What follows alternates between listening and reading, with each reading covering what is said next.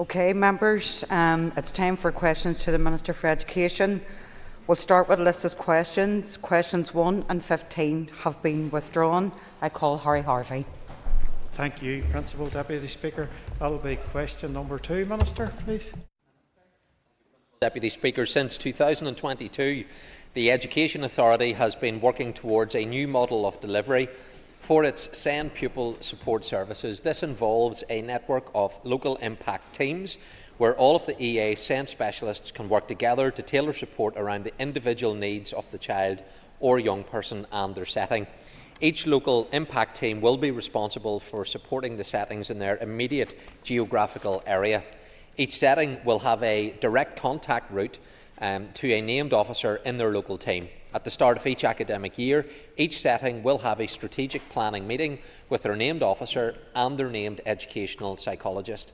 Throughout the year, the setting's special educational needs coordinator will also be able to request involvement from their local team, either in respect of a specific child or young person or in respect of training and guidance. Since January of this year, all such requests can be made via a digital portal, allowing schools to track the progression of the request. In September 2024, the EA removed the need for an education psychology assessment prior to requesting Stage 2 support services, and an enhanced support offer was put in place for settings. The network of local impact teams will be overseen by a single regional management unit, which will be responsible for performance management, quality assurance, service development, administrative management and resource deployment across all of these local impact teams. Thank you, Minister. Harry Harvey for supplementary. Thank you. Minister, how do the local impact teams fit with the SEM reform agenda and delivery plan? Well, can I thank the member for that question, because he will know, as will colleagues in the House, that I published the Special Educational Needs Reform Agenda and Delivery Plan on the 4th of February this year. The reform agenda is about moving the focus to actions which are needed to ensure that our children and young people with SEND can benefit from greater inclusion and receive the right support from the right people at the right time and, importantly, in the right place. This is the most ambitious programme of SEND reform in a generation, which will see our children with SEND truly thriving in education. The successful rollout of the local impact teams, they are integral to that. Thank you, Minister. Donnelly Baker for supplementary. Can the Minister tell us if there are currently enough qualified allied health professionals available to the Education Authority to service these local impact teams? Minister. Well, the member raises the important point of AHPs being available. That is something that we are working not just with the Education Authority on, but importantly with the Department of Health.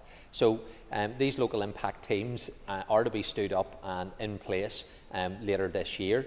Some of them are making progress, but we want them all to be up and running, and having AHPs available is going to be important to that. But we also recognise we need to have more. That's why my department is working with the Department of Health to get a greater pipeline of allied health professionals coming through to support the work of education, because where you have young people in settings that need that additional medical support, we need to have the health professionals there available to carry out that work. Thank you, Minister. Michelle Guy for supplementary. Thank you, Principal Deputy Speaker. Can I ask the Minister for his assessment of what can be delivered in this mandate following the allocation his department have received through the Transformation Board to deliver on his SEND reform plan? Well, can I thank the member for the question, because she highlights the funding that was secured through the Transformation Board. That will provide some of the funding that is needed to get things started, but it is only a start. The SEND reform and the delivery plan I indicated in the Assembly would require additional funding in the region of just over £100 million per year each year for the next 5 years. The transformation funding comes to less than £30 million, so I think that indicates that yes, welcome, but it is only a start in terms of what we actually need to deliver upon. But I'll be able to provide more details as to the outworkings of that allocation in due course. Cara Hunter for supplementary. Thank you, Principal Deputy Speaker. Thank you, Minister, for your answers so far. As SEND needs grow across the North, I'm being contacted by parents, by teachers and young people who are waiting up to 4 years for autism and ADHD assessments. Minister, can you detail to this House today what your department is doing to quicken these waiting lists up? So the member again raises an important point. It's why I published the detailed SEN reform and the delivery plan on the 4th of February this year. We carried out the detailed work of the end-to-end review. We've moved in towards what is the implementation of how we're going to address these issues. And I have indicated that we need to get to a place where we're providing those services at a much earlier stage through that early identification. We shouldn't have to have recourse to a statement of educational need to get the support in place. And even when you get that, we're still not able to provide the support. So the system hasn't been working, but the detailed plan that I outlined would allow us to get to a much better place with the appropriate resources being allocated to it. John Blair. Thank you, Principal Deputy Speaker. Question number 3. Minister. Thank you, Principal Deputy Speaker. I intend to bring forward a comprehensive and ambitious early learning and childcare strategy for executive consideration and public consultation by the autumn of this year. While I understand the anticipation around publication of a strategy, I think it is important to reiterate the tangible progress that has been made over the past year. We've invested more in a range of existing early years programmes and embarked upon a major expansion of preschool education programme. One of the key initiatives that I've introduced is the Northern Ireland Childcare Subsidy Scheme, which has provided eligible working parents with a 15% reduction on their childcare bills. To date, the scheme has provided over £6.5 million in savings for working families. This is £6.5 million Northern Ireland parents have in their pockets as a direct result of a scheme which we introduced just 6 months ago. And when combined with tax-free childcare, it is estimated that these working families will have saved over £14 million since September of 2024. I'm also pleased to confirm today that the scheme will continue into the next financial year without interruption. And I am also aware that many childcare providers are planning to increase their fees over the coming weeks. And in anticipation of this, I have decided to increase the monthly subsidy cap for the scheme by 10%. Additionally, I will be increasing the administration payments for participating providers in recognition of their increased operating costs and to ensure that these are not passed on to parents. The Early Years Organisation will shortly advise providers and parents of the full details of these changes, which will take effect from the 1st of April 2025. We've made good progress, but there is more to be done, and I'm considering what further enhancements may be possible within the allocation that I've secured in the draft executive budget. John Blair for supplementary. Principal Deputy Speaker, thank the Minister for that reply, and especially the information around the increase in the subsidy scheme cap. Can I ask further to that, though, going back to the strategy, if there be anything included in the strategy to expand the choice of childcare available for children with special educational needs? Well, can I thank the member and thank him for welcoming the announcement that I've made today about increasing the cap by 10%. We're building on the work that we have taken forward. But the work has started in terms of the comprehensive strategy. We have got on with the job of delivering those measures that are now up and running. But there is work now to take forward in developing the strategy. But because of the scheme that we have introduced, we have now data that provides a much clearer picture in terms of what is the general market, in terms of the number of providers and the number of childminders that are in place in Northern Ireland, how much typically families are spending. We have much better now data as a result of the information that we have through the schemes that have been introduced. All of that will help inform us. But as part of that strategy, this has to be supporting all of our children, including those that have additional needs that require that support. So, of course, when it comes to special educational needs, the childcare strategy has to make sure that it is representative of everybody's needs in our society. Deborah Erskine for supplementary. Thank you, Principal Deputy Speaker. I want to thank the Minister for bringing forward the 10% increase, because childcare is so important, and I know I have had a number of parents in touch with my office, and it's vitally important for our economy as well. So I thank the Minister for what he is doing on childcare while others are lacking in their development of initiatives. But I wanted to ask the Minister, what initiatives will he take forward with the 50 million earmarked in the draft budget for 2025-2026? 2026. Minister. Well, can I thank the member for those kind remarks and pass on again my appreciation for her campaigning on this particular issue as well. Obviously, the draft budget that was brought forward for 25-26 indicates that there is £50 million allocated to the delivery of this childcare and early learning strategy that we have. So, within what has been agreed, the Executive will need to agree then the plan before funding is released to my department. And whilst the £50 million is double what was allocated in the 2024-25 financial year, it is important to say that the £25 million that we were allocated was allocated to cover a 7-month period.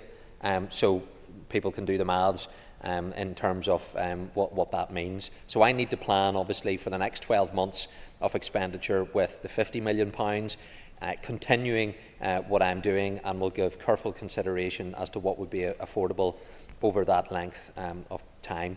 It's crucial we also sustain the real improvements that have been made across all strands of this package, including the additional support for children that face disadvantage and those with additional needs, and this will be a priority.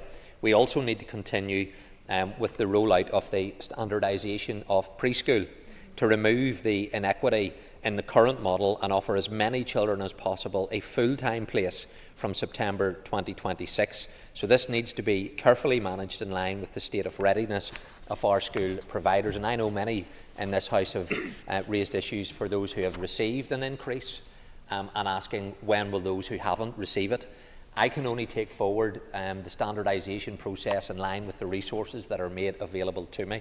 I would like to be doing more, but I will continue to see that programme rolled out for the next academic year as well. Thank you, Minister. Cathy Mason for supplementary. Minister, you mentioned in your previous answer there around childminders, and we know childminders are a vital part of the childcare and early years sector. Has the Minister engaged directly with childminders to hear their issue with ratios, and have you engaged with the Minister of Health about the review of the minimum standards, in particular about ratios? Minister. Yes, I've met the Childminders Association, Patricia Loosley is head of. I've met with on a couple of occasions as part of the rollout of this scheme, and I want to put on record my thanks to that organisation, because the introduction of this did create some challenge for people to get the appropriate processes in place, and the Childminders Association were very helpful for me doing that. They also facilitated engagement opportunities for me to meet with childminders for them to be able to relay the environment in which they work, and the one that she has mentioned is one that was brought to my attention around the ratios. Rightly, the member highlights that is a matter that sits with the Department of Health in terms of child safety and safeguarding, but where I think we can make progress as to what is proportionate, then we should be doing that, and that's an issue that my officials continue to engage with the Department of Health on. Thank you, Minister. I call Justin McNulty for supplementary. Last count call and Garma to the Minister for his answers thus far. Minister, literacy and early learning go hand in hand, yet the teaching of systematic synthetic phonics in England has coincided with decreased rates of literacy. Can you reassure the House today that you will not constrain effective learning and teaching to this phonics system alone? Minister, it's up to you what way you respond to that. It's not related to the primary question. Well, listen, I'm happy to give a response to it, but what I would say is, on this particular issue, which is wholly unconnected, albeit in early years, it's good to get the building blocks in our child care facilities when it comes to literacy. Actually, the evidence is the complete opposite as to what the member has outlined. Systematic synthetic phonics, in terms of its introduction in England, has been the norm from 2006. That's why England has rose rapidly up the international levels. We do have a strong phonics-based approach to it, but the evidence would suggest that systematic synthetic phonics is the best approach to building a strong literacy foundation. The context then for using phonics can also be applied, but the primary way to get the best literacy approach amongst our young people as an evidence-led approach is through systematic synthetic phonics. Call Joanne Bunting. Thank you, Principal Deputy Speaker. Question 4, please. Can I thank the member for the question? There are currently no plans for a new school build for Dundonald High School. The Education Authority Minor Works team has advised that additional accommodation provision was completed at the school in September 2021, which was achieved through refurbishment and reconfiguration of existing school buildings. And given the current limitations on the department's capital budget and the projects that are already in the pipeline, there are no immediate plans for a call for new major capital works. Should a future call be made, it will be a matter for the managing authorities to prioritise those schools most in need of major capital investment. Submitted schools are then assessed against the funding eligibility criteria set out in the Department's protocol for major capital works programme or a school enhancement programme, which is published on the Department's website. But I do look forward to visiting the school later this term, following the members and her colleague Mr Brooks's invitation to do so. Bunting for supplementary. Thank you, Principal Deputy Speaker, and I'm grateful to the Minister for that answer. He'll be aware that not long ago Dundonald High School received adverse publicity around the condition of the school, and he has mentioned that my colleague David Brooks and I are eager that he would see for himself just how much this school does with very little. I fully understand his budgetary pressures, so what reassurance can he give parents of existing pupils that Dundonald remains on his radar, and for those looking at schools that this is a school most certainly worth considering as it is a good school? Minister. Well, I very much look forward to visiting the school, as I have visited now well in excess of 150 schools across Northern Ireland.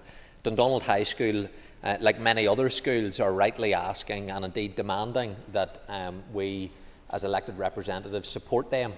I want to be able to support all of our schools right across Northern Ireland, including Dundonald High School, but we are not able to do so in the current financial environment that we operate in, and only through significant increased investment in our school estate are we going to be able to make the difference. Despite that, Dundonald offers an excellent education to our young people, and the member is rightly proud of the school within her constituency, and she is a strong advocate for the school and certainly has made the case to me, and I look forward to joining with her on this visit. Thank you. Minister Stuart Dixon for supplement. Thank you, Principal Deputy Speaker, and thank you, Minister, for your answer so far. Minister, given as you've set out very clearly that it requires finance to both build and repair schools, can you explain your recent decision or the reasoning behind the decision to pull finance from the School Enhancement Programme, and specifically in relation to Green Island Primary School in my East Antrim constituency, where the school has been waiting for quite a number of years for a School Enhancement Programme, and indeed many thousands of pounds of public money have already been invested in preparation for that project, yet last week that project was put on hold. You've asked your question, Stuart. Minister. Can I thank the member for the question? And he and some other colleagues have raised concerns in other schools about this. It's a matter that I discussed with my officials today. I have not taken any decision to end the work that was taking place in school enhancement projects. My officials are urgently engaging with the Education Authority to find out why they have taken this approach. I certainly do not agree with it. Matthew O'Toole for supplementary. Thank you, Madam Principal Deputy Speaker. Minister, back 3 years ago, your predecessor's Education Minister announced nearly 30 schools to be put on the major capital works list. That included an amazing school in the Ravenhill Road in my constituency, St Joseph's, which awaits, like all those other schools, or most of those other schools, any developments. Can you give them any hope as to whether when there's going to be progress? Now, you will say that there's budget constraints, okay, that's Matthew, fine, but was it the right thing to do to create all that hope 3 years ago? Minister. Well, the member answers his own question around the financial resources that are needed. I haven't been in post now for a year, been able to put out a major call for capital funding to attract people to make an application, because there are so many schools that are in the pipeline and they're not being delivered. It would be false hope for me to make such a call, given how many schools currently are waiting to get support. So I do want to support all of our schools. We also face a very real challenge, and this is part of the tension within the Education Authority, the increase in our special educational needs provision.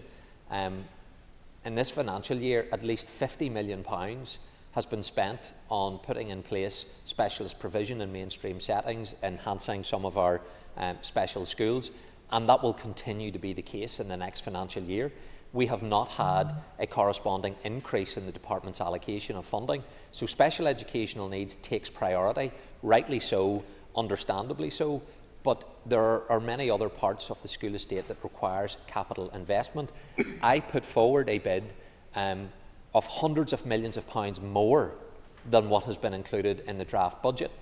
So I appeal to members, join with me in the efforts that I am making to enhance the financial resources that are available to my department so that I can deliver for the schools that the member has outlined and for the schools that other members bring to my attention that need support. Moving on to question 5, I call Timothy Gosson. Question 5. Principal Deputy Speaker, the Education Authority is currently in the latter stages of procuring the new term service contracts for maintenance and minor works. 2 contracts have been awarded with a planned commencement date of 1st of April, and the other 4 are well underway. It is anticipated that the new contracts will be implemented across Northern Ireland on a phased approach by September 2025. The new delivery model will include key performance indicators to monitor quality of workmanship, adherence to response and completion times. There will also be cost certainty, which will provide assurance and transparency to school leaders. While the service transitions to the new model, there are currently contractor contingency arrangements. This is unfortunately impacting on delivery on the ground in schools in some areas. The Education Authority is aware of these ongoing issues and are ensuring works are appropriately triaged and are implementing alternative contingency arrangements where required.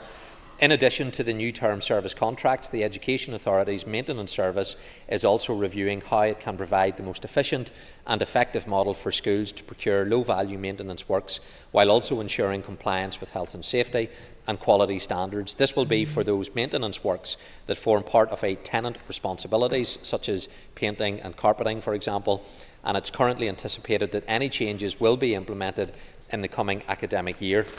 The Education Authority will advise schools when the change has come into operation. Call Timothy Gosson for a supplementary. Thank you very much, Principal Deputy Speaker. I would just like to declare an interest as the Governor of Buick Memorial Primary School.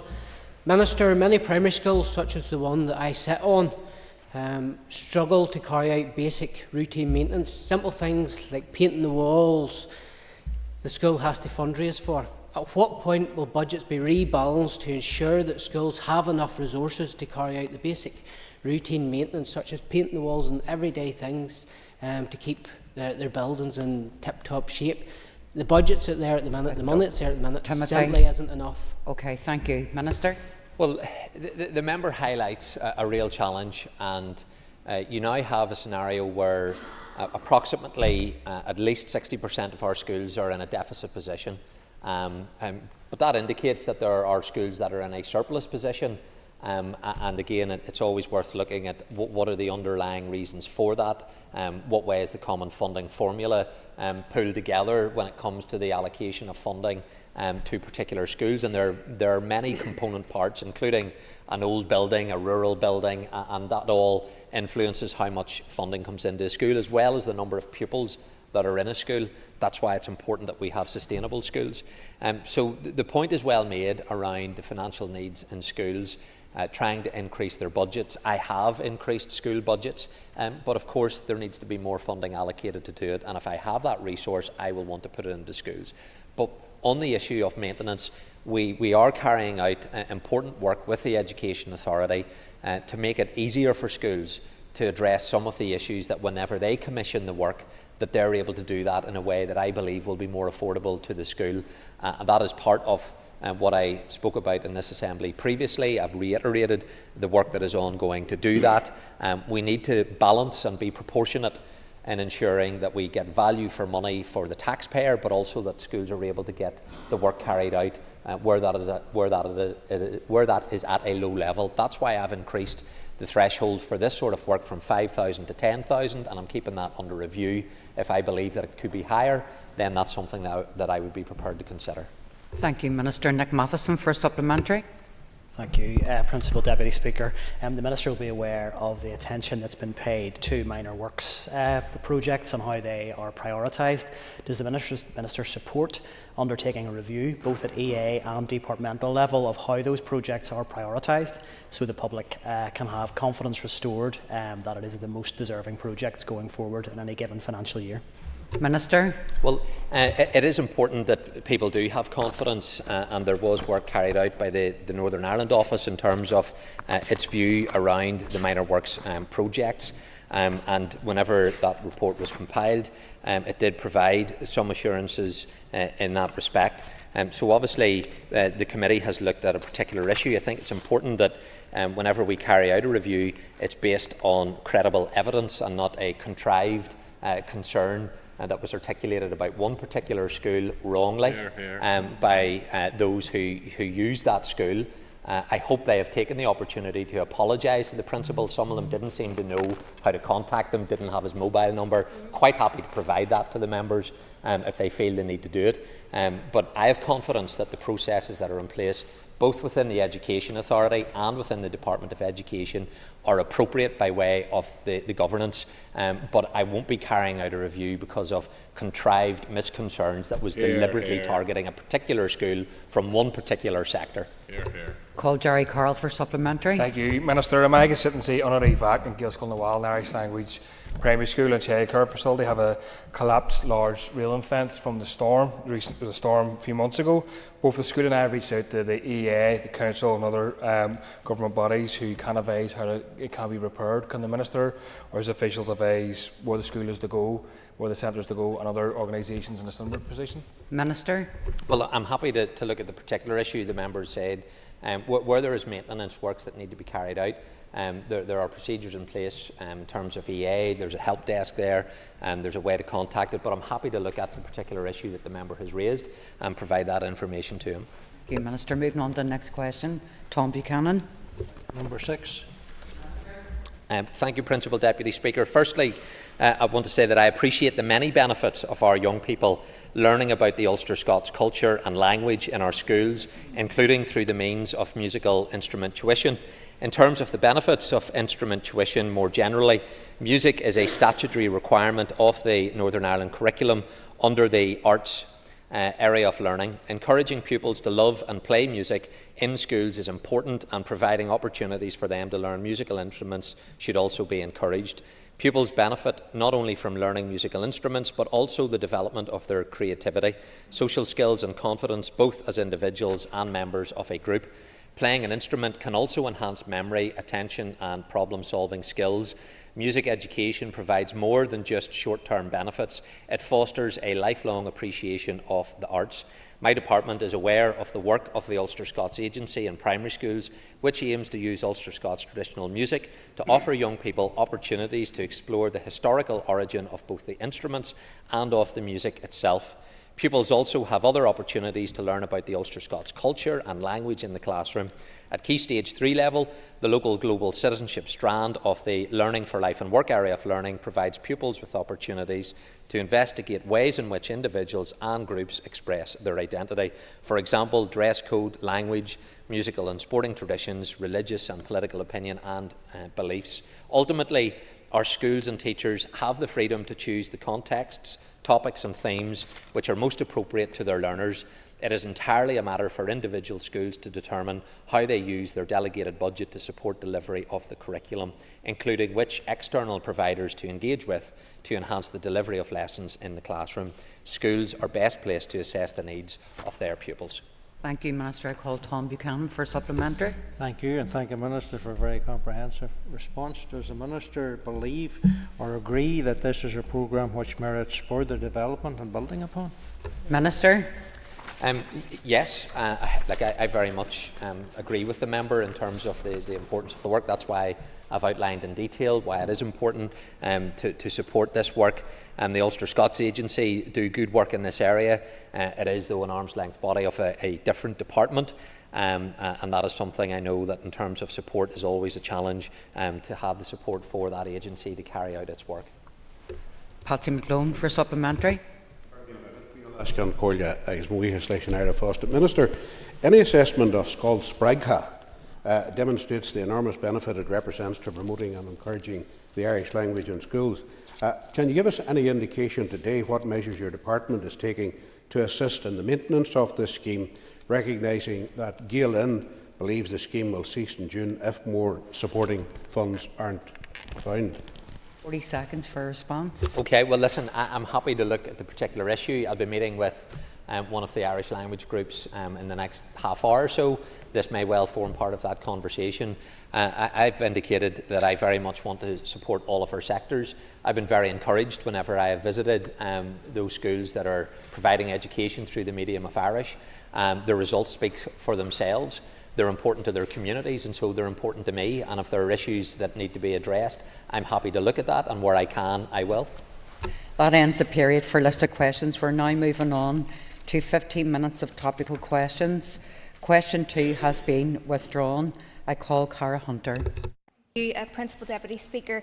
Minister, you have talked at length about the importance of curriculum review. I was disappointed that there was no mention of that in the programme for government. Can I ask today, have your executive colleagues agreed with you on matters of curriculum reform? Well, just to assure the member, whilst it may not be in the programme for government, I'm taking it forward. I didn't have to wait for a programme for government to be agreed to get on with a huge amount of work within my department. And the review of the curriculum is an important piece of work. I think everyone would agree that we need to ensure that our curriculum is fit for purpose, and a review of that is timely, and I look forward to its work being concluded by Lucy Crean, who I commissioned to carry out this work for me, and then we'll look at what that says, and we'll take forward further work as a result of it. Cara Hunter for supplementary. Thank you, Principal Deputy Speaker. I thank the Minister for his answer. Minister, at one of our previous education committees, one of the teachers' trade unions had said there's a growing fear our schools are becoming exam factories. Will you reassure us today that your curriculum reforms, that this won't include in your curriculum reforms, and will any change be subject to executive agreement? Minister. As we take forward the review of the curriculum, one of the areas that I want to build on primarily will be a review of literacy and also numeracy. They're two key areas in any education system that provide the basic building blocks. Unless you are proficient in literacy, you're not going to be able to read your history books or geography, and therefore it's critical that we are maximising the number of young people who are competent in literacy and numeracy. But it's also one of the key drivers for closing the educational gap that exists between those who have and those who have not. You know, we have the opportunity in our schools where young people coming from disadvantaged backgrounds, it is their only hope, and we need to make sure that we are providing the right support to every single school in Northern Ireland, because if we can do that right, we will be supporting the life opportunities of those young people.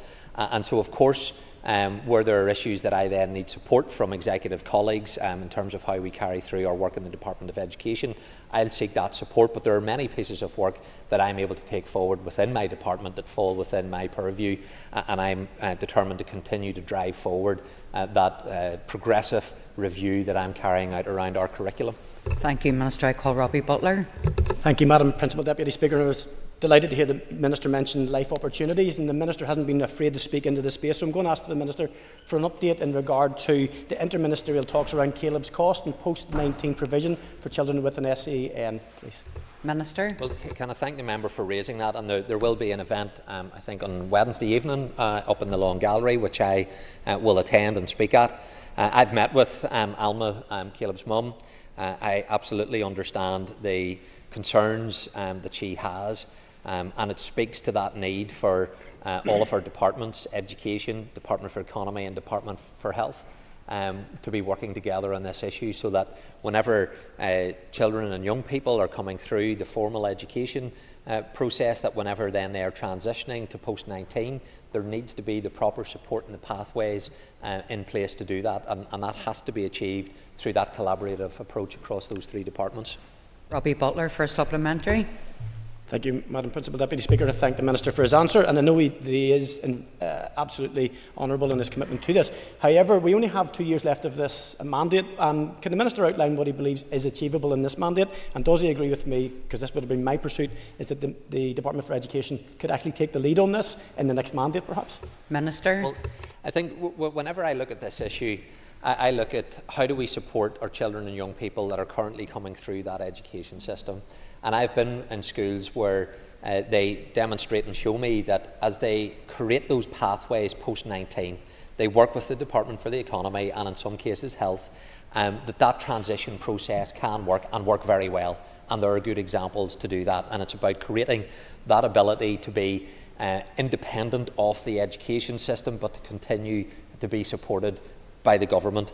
I also look as the Education Minister, though, and say in the last academic year we had to create over 1,400 new places for children with additional needs. I am engaging with EA because the environment that we are facing for the next academic year presents real challenges. And so as we have hundreds of young people coming forward that currently don't have placements in that age of 3, 4 and 5, we also need to make sure, though, that there is support for those young people that are leaving the formal education system and transitioning into the responsibility of other departments. I believe there's more work to be done to get those pathways right, but I look forward to the event on Wednesday in the Long Gallery, where we will be able to see some of the young people, hear from them, and it's important that their voice is heard in all of this. Call Philip Brett. Thank you, Madam Principal Deputy Speaker. Minister, could I ask you to update the House on your budget for this year and the position that the department currently sits at? Minister. Well, can I thank the member for that question, because he does raise a really important issue whenever it comes to the financial needs that we have, and I've spoken about that already. In this current financial year, the challenges that we're facing are difficult. We are facing an overspend, but we are working incredibly hard with the Education Authority to bring our budget in line this year. There's been a huge amount of work to do to carry that out. I am confident that we should be able to come in this financial year in a break-even position, but that has been to the detriment of resources not being put into the areas that it should have been put into. Our capital budget, again, we have challenges there, but I'm confident that we will be able to bring our capital budget online. The next financial year, though, presents a really difficult challenge. Philip Brett for supplementary. Thank you, Madam Principal Deputy Speaker. And looking to the next financial year, Minister, you obviously secured important commitments in the programme for government, but that will require resourcing from the Executive. Could you outline the implications of the draft budget for your department? Minister. Well, it's a challenge I have, and listen, colleagues around the Executive table all have challenges, but in education they're particularly acute. The latest assessment of the draft budget for my department indicates an inescapable resource pressure totalling £261 million. The £261 million shortfall means that the department won't be able to fund a number of areas, including the EA's block grant when it comes to SEN non-pay pressures, maintenance pressures.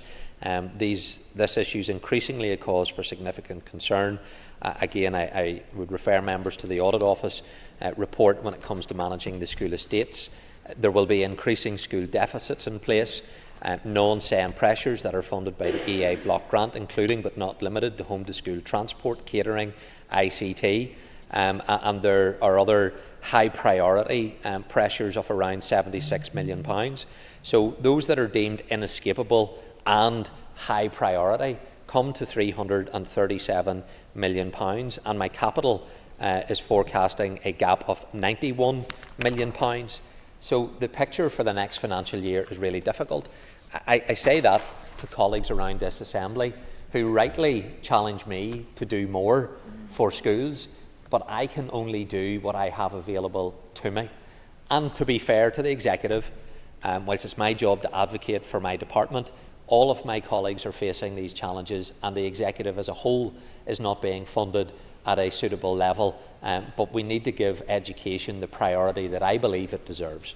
I call Diane Armstrong. Thank you, Madam Deputy Speaker. Minister, I've just come from a meeting this morning in 5 Mile Town Primary School, and there are grave concerns there about the traffic issues surrounding that school. And while that's a DFI concern, I wanted to ask the Minister, do you consider it necessary that a principal should have to monitor the children at roadside 3 times a day, losing valuable in-school time to ensure the safety of the children? Minister. It's a real challenge that the member highlights, one that's not unique, unfortunately, to 5 Mile Town Primary School. when it comes to the speeding of motorists. What I would appeal to are those that are driving past our schools to slow down, to take into account the environment that you are in. Often road safety measures will only be as good as the individual behind the wheel of their car, and even whenever we have 20-mile-per-hour limits in place outside of our schools, projects that have been taken forward through the Safer Schools scheme that DFI support, you still have reckless individuals out there that are speeding, and that requires them to be much more sensible in how they do things, as well as a policing response. But unless people's behaviour improves, we're always going to have these challenges. Where we can carry out minor work schemes, and typically when it comes to traffic management schemes within schools, they do not score highly in the current environment that we face.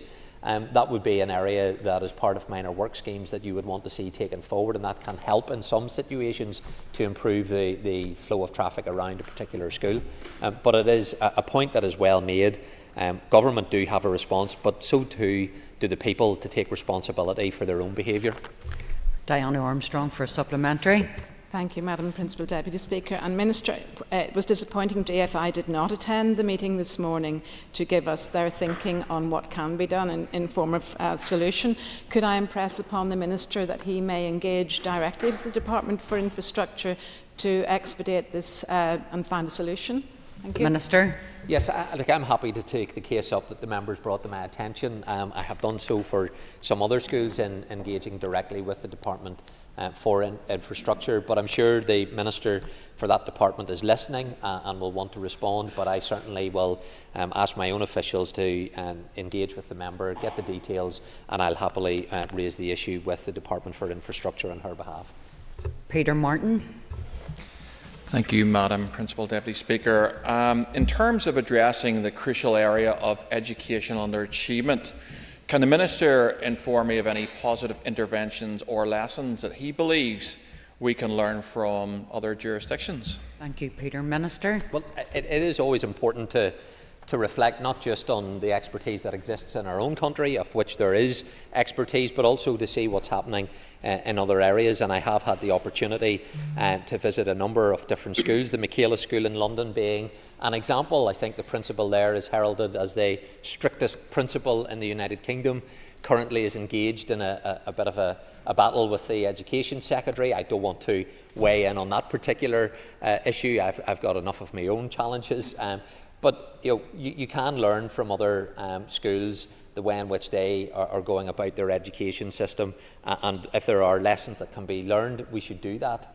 But there are good examples where that takes place. Some of the examples that I've been able to engage on has been improving pupil attendance. So how do we, in terms of meeting with home nations, we've looked at how that happens in other jurisdictions. Also the Extended Schools programme, so an independent evaluation commissioned, including the examination of best practice in England, Scotland, Wales and the Republic of Ireland. We've also looked at the Fair Start programme. We've also looked at the Four Nations Equity in the Education Group. So yes, to the member's question, we should be looking at international best practice as well as the expertise that we have in our own country. Peter Martin for a supplementary. Thank you, Minister, for his answer. Does the Minister feel that any of the examples that he's highlighted in the answer to me could be transferable to Northern Ireland? Well, I know that some schools in Northern Ireland, for example, the Michaela approach, elements of that have been incorporated in some schools here in Northern Ireland. So, yes, you can disseminate that best practice. Importantly, the Inspectorate has a key role to play in Northern Ireland when it comes to identifying best practice and sharing that information, as well as identifying where there may be issues in schools, not least around safeguarding issues when it comes to children. Our Inspectorate can go in, they can get that information, and they're there to support schools. However, as a result of action short of strike, our Inspectorate are once again being prevented from getting into our schools. And I think that is a situation, not only is it regrettable, it shouldn't be happening, because we can't then disseminate best practice, but importantly, We also can't have the inspectorate in our schools identifying any child safeguarding issues, and I don't think that's a tenable position. Call Paula Bradshaw. Thank you, Madam Principal Deputy Speaker. Minister, can you please provide the latest figures of non-teaching staff currently working without a completed Access NI check, including those who are employed directly by the Education Authority? Thank you. You have 30 seconds, Minister. So I don't have the precise figures for the member just right now, but I'll get them for the member. I know they were released in a question recently, I think, to her colleague Michelle Guy, and there has been a significant decrease in terms of the number of individuals that haven't had their safeguarding paperwork carried out. But whenever this issue was brought to my attention, the member can be assured I was aghast at the situation. I made it clear that this was in no way satisfactory or defensible. I immediately engaged with the Education Authority as to what steps they were taking to ensure that the appropriate paperwork was being carried out. But individuals should not have commenced their employment, and I have raised the issue about their employment status. And if they have not completed the paperwork, why are they continuing to be employed by the school? So there is work taking place to address this issue. I want to get to the point where we don't have those numbers at the high level that they are, and I have made it explicitly clear that this issue needs to be got a grip of, because we could never compromise when it comes to child safety. Paul, there's no time for supplementary, so we must move on to questions to the Minister for Health, and we will start with a list of questions. Questions 14 and 15